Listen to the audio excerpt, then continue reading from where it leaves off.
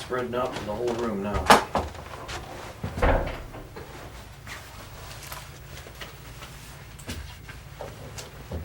Jim, have you got a card? A what? Card? What kind? Business card, you mean? Yeah. Sure. Oh, I just got to get a hold of you.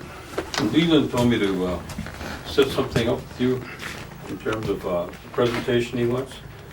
Oh, okay. I don't know if he talked to you about that.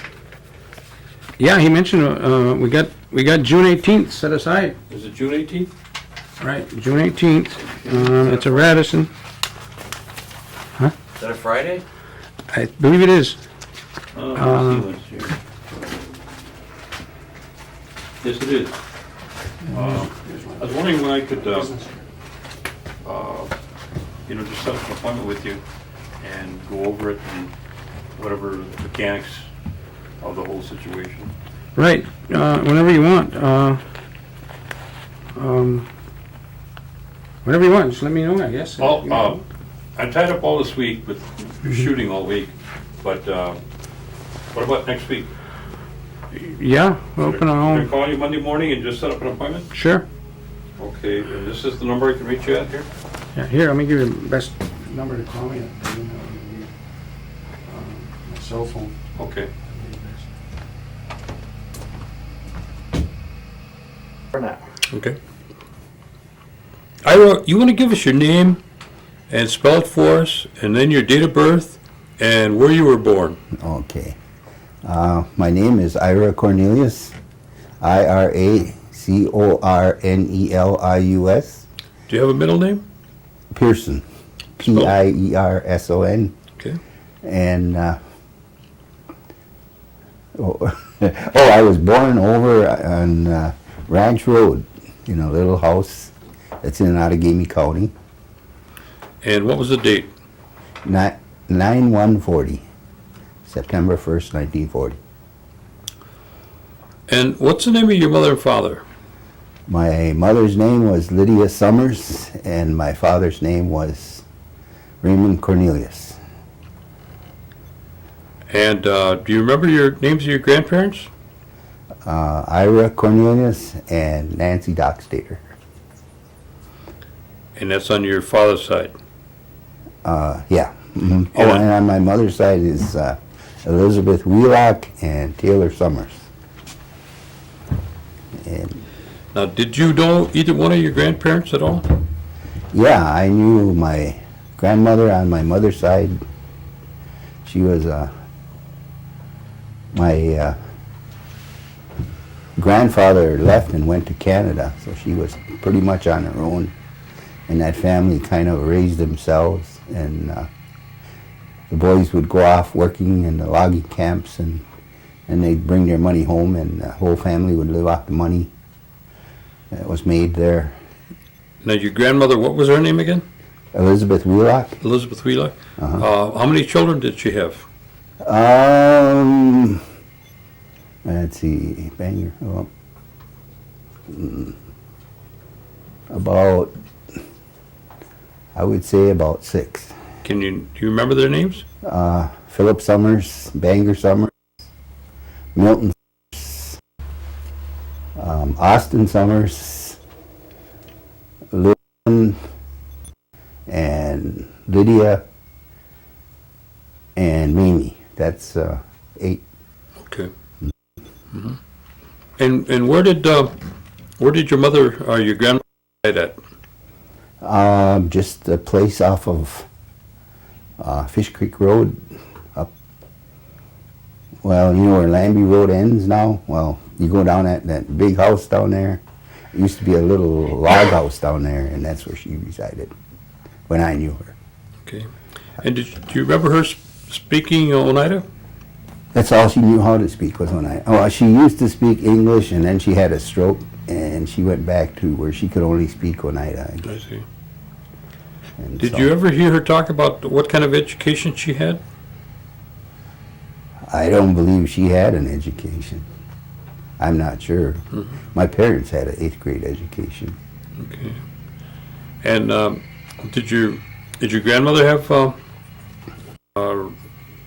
lights and running water? No, She had kerosene lamps, and they used to go down to the creek and get water. Okay. And your grandfather, you say he went back to Canada? Yeah. Is that where he originally came from? Oh, their first home, you know, where that Robinson farm is now. Well, anyway, that was their home site when he was here. But he just decided to leave, and then that left my mother in pretty bad straits. She didn't have a whole lot, and so Yeah. that's where they wound up. Tough raising 8 kids. Yeah, right. Yeah. And And your mother, how old what was she in the order? Was she oldest, youngest? oh, goodness sakes, I'm not sure. I don't remember. Okay. But, you gotta say a lot for that family in raising themselves. Like I say, the boys went off to work, and they would come home and bring their money home, and then the family would live off of that money. And so I think that was a pretty good trait for them to think of their family. Boys, you know, 16, 18 years old, taking that responsibility was bad. You know. All right, what about on the other side of the family? It'd be They your were- father's parents, right? Yeah, they were happily married, really easygoing people, and they raised, let's see, about 6 kids. He worked for the town. He built all the bridges in Oneida area here. Was it right? They're just replaced about 10 years ago now. They've replaced them, but those used to be all his bridges there, and he's pretty much on his own. If he ever wanted a tractor or something, instead of buying a tractor, he'd go buy a truck, and then he'd make a tractor. And he did a lot of that, and he had animals, a cow, and chickens, and whatever they were going to eat. Where was his home located? On Railroad, let's see, down around the corner, about 3 houses up, was a little 6-acre farm there. Is that where you used to live? Yeah. Yeah, okay, that's the one. Yeah. Okay. Did you ever know what his educational background was? No, I didn't know. I don't believe that those people back in their day had a lot of education. Okay. And your grandmother, what do you think? Remember her about her? Let's see, she's a very nice old lady. I don't think we had a whole lot to do with them other than I used to go over and help them with hay and stuff, and they used to feed us real good. But I remember my grandfather, he was the one that was crazy about kids, and so mostly with him all the time. Mm-hmm. Her, she just kind of quietly worked and fed us and stuff. How big a family was that on your dad's side?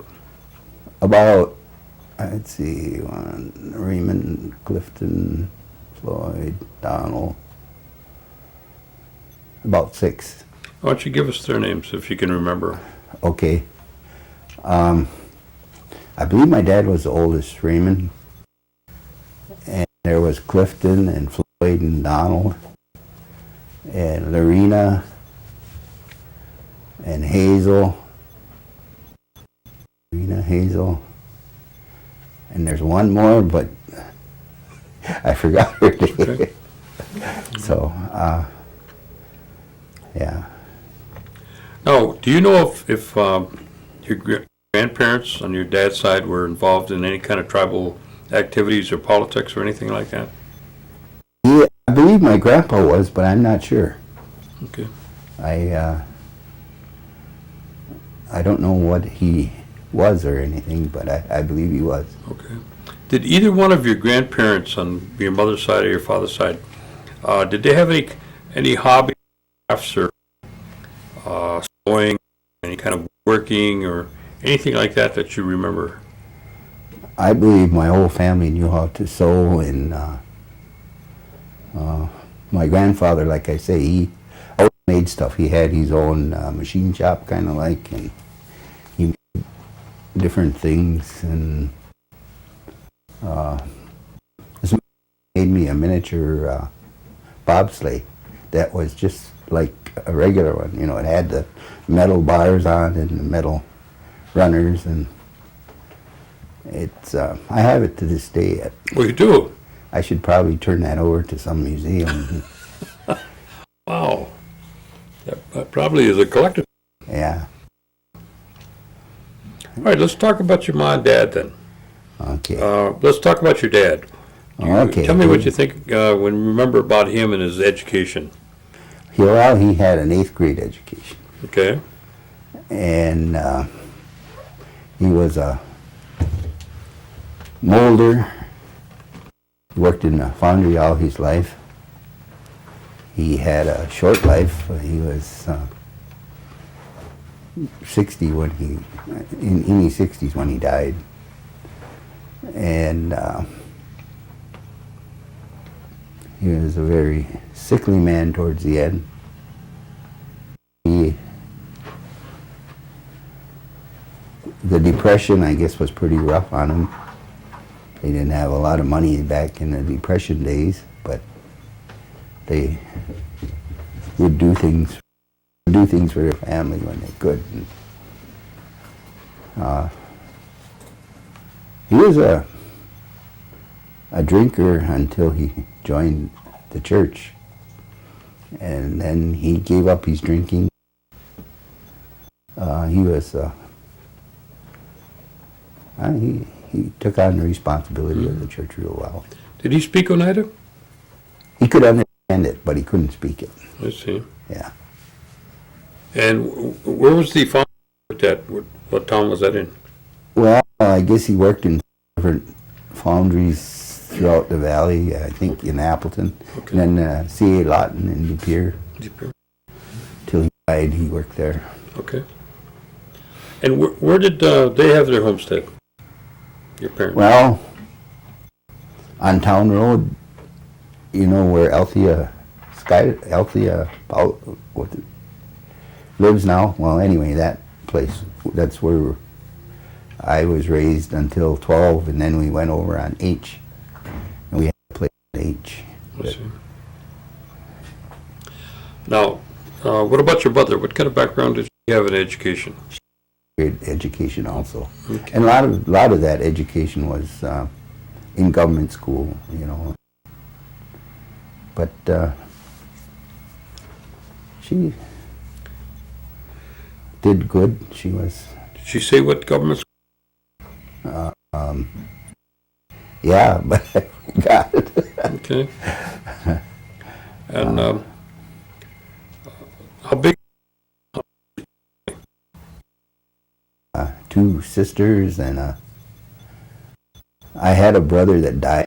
He was a baby, you know, he was just a couple months old when he died. So there would have been 4 of us, but there's 3 of us. And what's your sisters' names?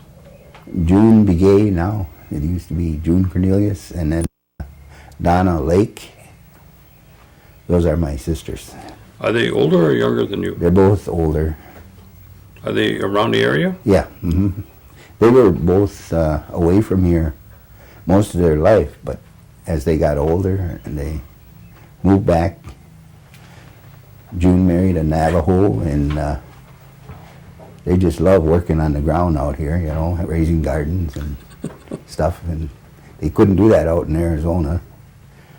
And Donna, she's back from Las Vegas. She was a medical stenographer for 40 years, I guess. And so she's doing the same thing here for Aurora. And Now, your parents, again, were they involved in any tribal activities or operations that you know of? I don't believe so. they never bothered with that. Although my mother was, my mother was a Methodist, my dad was a Adventist, and my mother, she did things in traditional way. So they had just a mixture of everything. Like when my grandmother died, she was shown in the house, and they had the 10-day feast, and it's kind of hard on little kids. You know, I was just a little kid. And it kind of was scary to have her in the house, and they followed traditional ways, you know, back then, and that's what they did. Did they have anything that we would look at as out of the ordinary that you can remember that they practiced? Only their church, the Mormon church. Mm-hmm. My mother was the Relief Society president, and she had to really work hard to keep things going there, and that was about the most exceptional thing she did. Okay. Other than the fact that she raised about, not raised, but had about, just a ton of foster children in her home at different times. Well, she took in foster children? Yeah. I see. And she raised some, and some she just kept for a short time, and then they'd leave and go home. And yeah. And I feel pretty lucky that I had to raise that garden, and I knew how to harvest it, and I know how to harvest it today. And I don't believe there's many that know how to harvest a garden, but I that stuff as a kid, and I feel lucky for myself. And what was a typical holidays? Do you remember what Christmas was like? yeah, it started out with Methodist church, and by the time we got done there at home, Santa Claus had been there, and so that's when we'd open our presents in the evening, and after that, then we'd go to bed, and we could sleep longer that way, I guess. I don't know. We just did it that way. Most people open their presents in the morning, but we always opened them at night. What about New Year's? Did anybody go hoyaning? Oh yeah, I went hoyaning. I went hoyaning until I went to this one farmhouse, and I went hoyaning, and somebody looked out the door and says, "I don't know what you want, get out of here." So I guess hoyaning really wasn't a thing to do anymore. So Did you go with a group when you went? Yeah. Just tell me some of the ones that you would probably be going with. Well, let's see. Probably Ira Cornelius, and he was my neighbor. And I'm not sure. There was Irvin and Raymond and all in, probably Cornelius. I'm not sure. Just a whole bunch of them. Just a bunch of them. Yeah. Okay. Now, when you started school, where did you start school at? I started school at Chicago Corners, and I went there all 8 years to school. And how far was that from your home? It was about a mile from my home. And they bought us bikes so that we could bike it, otherwise we had to walk it, and did that for 8 years. Tell me some of your experiences at Chicago Corners. You remember any of the teachers? Well, yeah, I remember. There was Goldie Ryan, her name was, I was extremely lucky to run into her because I wasn't learning well in school, and so she took me under her wing, and I became one of her best students. And I appreciated her for that, you know. And well, let's see, I can remember just about all my teachers, I guess, but a lot of them let you slide through and not work, and then there were some that made you learn, you know, and so. Did the school have electric lights and running water? Yeah, it had a good facilities, I believe. I believe there was an outdoor toilet there too, though. I think, but I know it was, and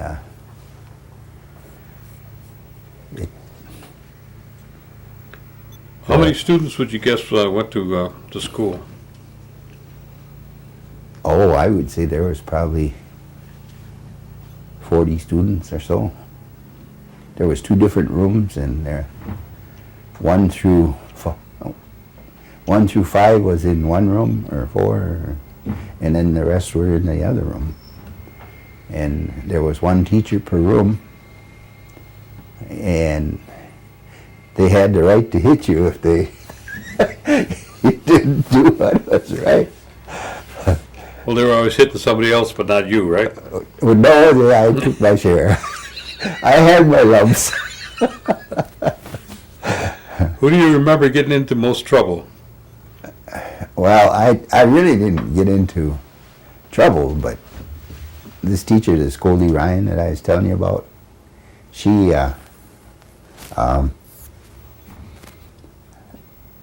became to like me because she was successful with me, you know, and so she kind of trusted me, and she sent me down to, there were some kids that were going to skip school because their parents were leaving town, so the parents came up and said, make sure they're in school. So she sent me down to get them kids and bring them to school. So I went down to get them in the morning, and I went over there, and sure enough, they were in. I said, come on, you're supposed to get to school. And they, wait, hired man's out up in the haymow. They said, let's go up in the haymow, and so we started playing King of the Mountain, you know, with the hired man, and 3 o'clock came, and I walked into school. And I said, yep, they're sick. The whole school had a laugh at that. Oh, that's a good one. Yeah. Okay, after you finished Chicago Corners, where'd you go then? Went to Seymour High School. That was a good school. The football team wasn't the best, but it was a nice school. I mean, we learned what we were supposed to learn, I believe, and graduated there. And what year was that? 1957, I believe. And then I went off to Haskell for 9 months. Came back and started my family, and I went to work as a body man, which I had learned at Haskell. You got married then? Yeah. Okay, what was the name? What's your wife's name? Her name was Amelia. She's my ex-wife now. Oh, okay. And what was her maiden name? Amelia Hawk. All right. Did you have any children? Yeah, we had 6 children. And you want to give Lynn, Kim, and Laura, Kevin, Carrie, and Lee. And out of that, how many do we have? 17. 17. I don't know. You want to make an attempt at those names? That'd be kind of hard, huh? Well, yeah, it would be. Okay. Not that I don't get around them. No, I know. Yeah, I better not, because I'm gonna You'll forget somebody. Yeah, What about great-grandchildren? I don't have any. Not yet, huh? No. Oh, that time will come. Yeah. Yeah. Okay, after you come back from Haskell, you went to work where? I went to Stathis Motors in Green Bay, and I worked for $1.50 an hour. And I was kind of like the gopher for all the body bin, you know. And I worked my way up. I went to Burning Candy Ford for $1.80 an hour. And I worked there for about a year. And then I went to Gibson Motor Company in Appleton, and I worked 50% of my labor, which was a pretty good rate of pay in those days, you know. And I did body work for 11 years, and I got to the point where I didn't like body work anymore. So I went and went to the employment office and said, I want something with equivalent pay, but I don't ever want to do body work again. And I was lucky enough to get the girl to find one with equivalent pay, and she says, why don't you go out for this company?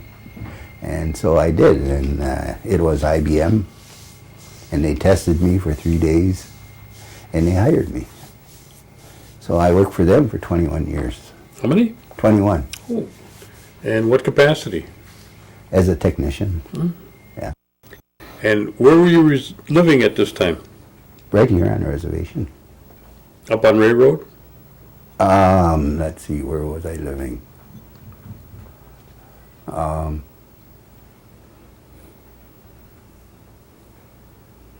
Yeah, on Ray Road. Okay.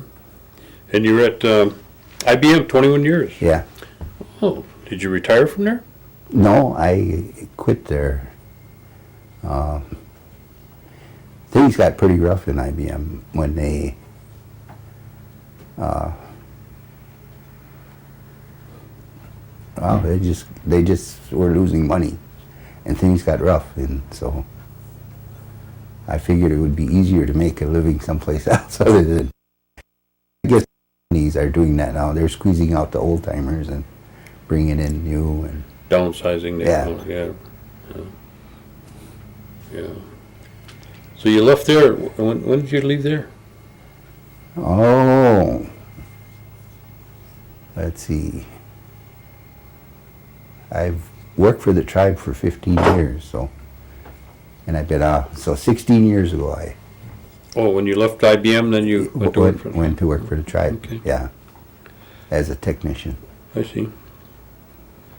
Now, sometime during this period of time, you served on the Oneida Business Committee, didn't you? Yeah, I did. That was before.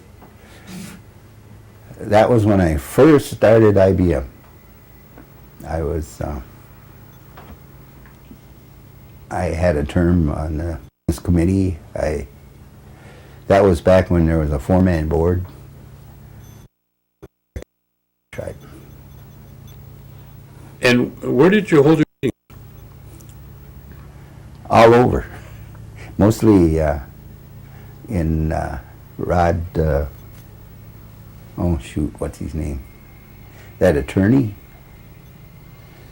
We were the ones that, Rodney Wells? Rodney Welch. We were the ones that actually made this area eligible for federal funds.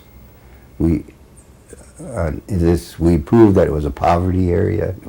We did all the paperwork for that during our time. And so... When you say we, who was there? There were other people involved? Norbert Hill and Oscar Archquit and Joycelyn Ninham and myself was the business committee at the time. And my ex-wife, she helped us a lot too. Okay.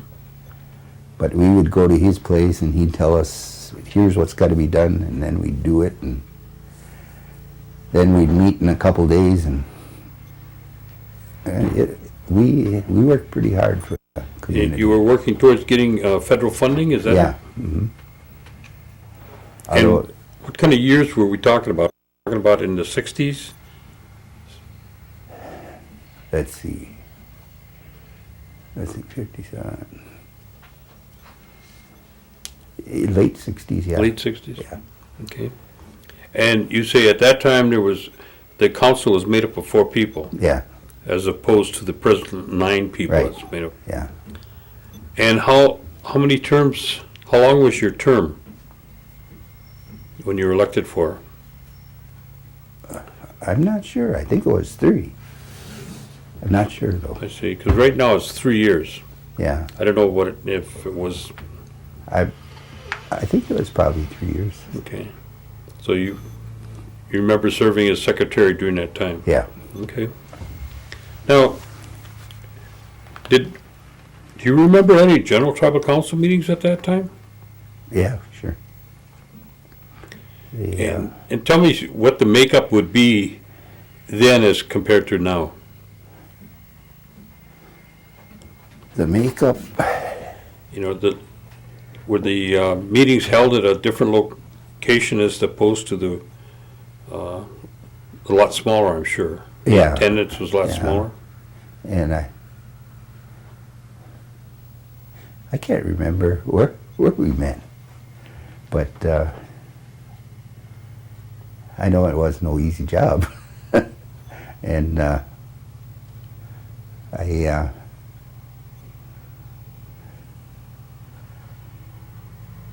I think we got, well, we did. When we got paid, we got,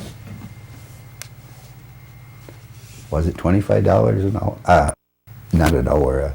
$25 every time we met, or something like that. That's what we were paid. Mm-hmm. Where today they get $40,000 a year, you know.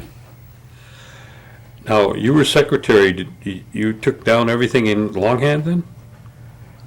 In Yeah. recording? Yeah. And then at the time, what was the requirements for the recording in terms of the minutes? Did they have to be submitted somewhere? Yeah, that had to be approved by the rest of the business committee. And did they send them up to the bureau then? Yeah, I believe they did, and they had to be approved there. And what would you guess the like an attendance at a business committee meeting at that time would be? Well, it depended on how mad the people were. No, a general tribal council, I would say we had to have 75, and so sometimes we got it, sometimes we didn't.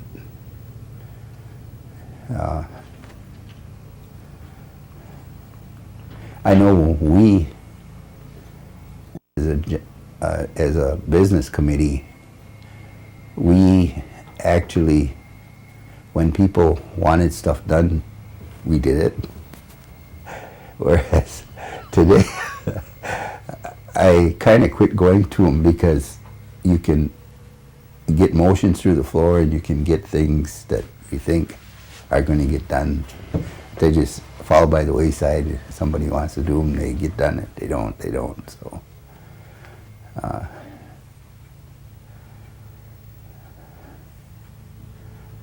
yeah. Now, you left IBM and you came to work for the tribe. Yeah, correct. And what capacity did you work for the tribe? As a slot machine repair person. How do you go about learning how to be that? Work for IBM? No. You're an electrical and mechanical person when you do that. Therefore, you have to have a background in electronics and a background in mechanical. And I was lucky enough to work for IBM, and they trained me in those areas. When I joined IBM, was when you needed minorities before the government would do business with you. And so everybody wanted minorities to work for them. And therefore, if I could do the work, you know, if they tested me and if they thought I could do the work, they hired me, because everyone else that was there all had college educations, and I didn't. I just had that 1 year vocational training. And I guess I was really lucky for that. Now, going to become a slot tech, you were one of the first group that were trained, weren't you, or went in as a slot tech? Me and Dave Charles went and brought the first 60 in from Las Vegas. And we went down there to learn how to fix them. And then we came back and showed the others how to fix them. And it went from 60 machines to what was left? About 5,000, I'm not sure, but somewhere's around there. I think there's about 2,000. Oh, it might even have been more, because I think there's 2,000 in one building, isn't there? Pretty close. Yeah. Mm-hmm. So there's probably 6,000. It grew pretty big, though. Yeah. Yeah. You were 2 slot techs when you started, and right now they have what? Well, there was more slot techs, but we were the 2 that went down to. Okay. And now they've got about 60 of them. And there's a lot of work in that area because customers want constant change. If your building gets to the point where they've seen this over and over and over, they can go to a different place and do their. So there's always change, even if it's just the moving of machines from here to there, and so there's always plenty of work to be done there. What's your feeling in terms of the regular slots versus the bill acceptors? Did that make a difference, do you think? Yeah, there's a big difference. It's much more convenient if you got bill acceptors at work.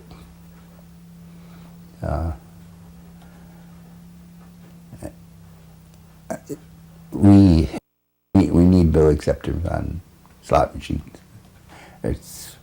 Everybody else does, and therefore, for us to compete, we need them. Now, you know, you've had the experience of working here and off the reservation and then back. Give me your feeling on the impact of the casino. Oh my goodness. It's just a wonderful impact. The old Indian car that used to go around with the rusty fenders and everything, that is no longer in existence.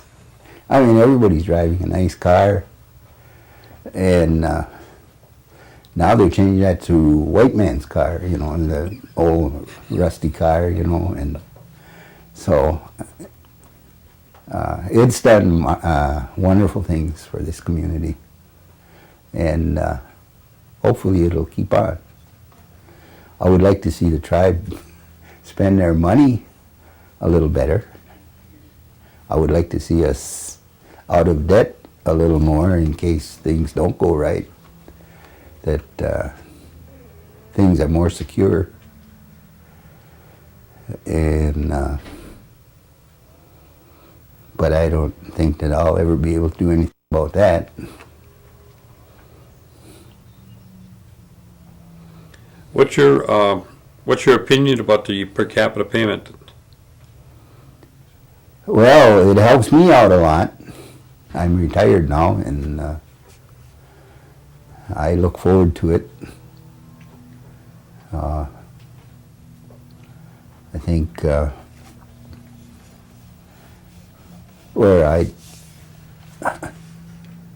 like them to save money is in the areas of buying land. I would like to see them stop buying land and spend some of that money to put that land to use. Like maybe industrial parks or whatever it takes to make money.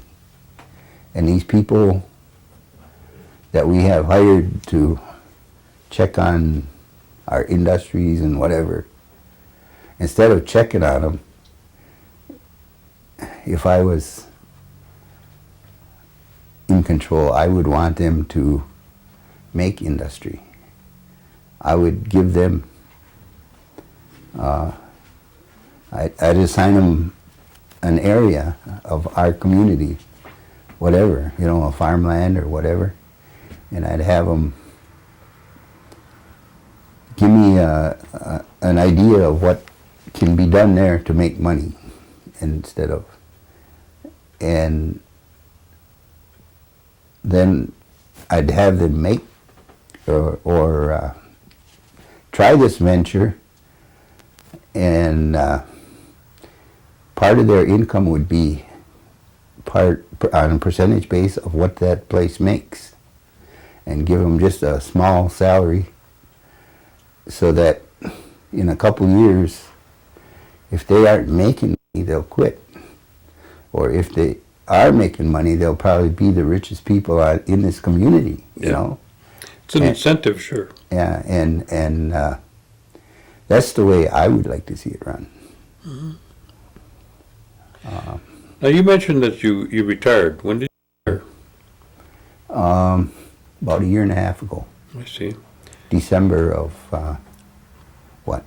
2002? 2002. Did you just recently get married? Not recently, 10 years ago. Oh, that's recent. Okay. At our age, it's recent. Yeah, I'm happily married. And your wife's name?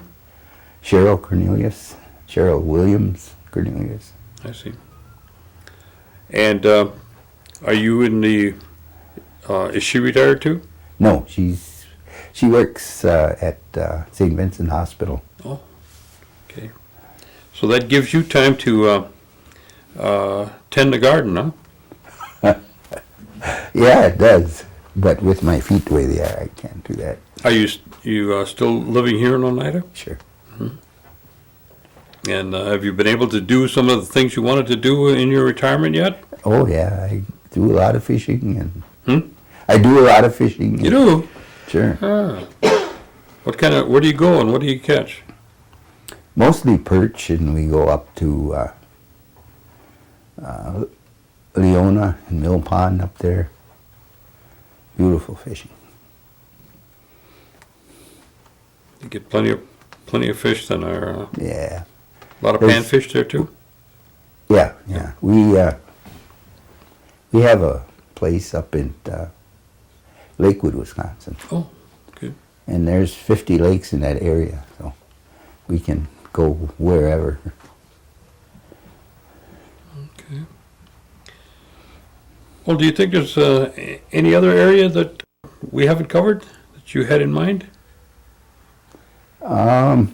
No, I probably will after I leave here, Okay. What kind of recommendation would you give to the youth that are coming behind us? but the youth that are coming behind us, Mm-hmm. well, I would tell them to stay in school, and I think that what they do is not a reflection only upon them, but it's upon their parents, it's upon their grandparents, it's upon the tribe. Therefore, think about what you're doing and make sure that you are proud of what you're doing, and make sure that what you're doing will make you proud. Because we are, we're a nation, and I would like to see this nation be proud of itself. Good. Well, thank you. And we appreciate you coming down. Oh, thanks. Okay. Oh, that wasn't so bad, was it?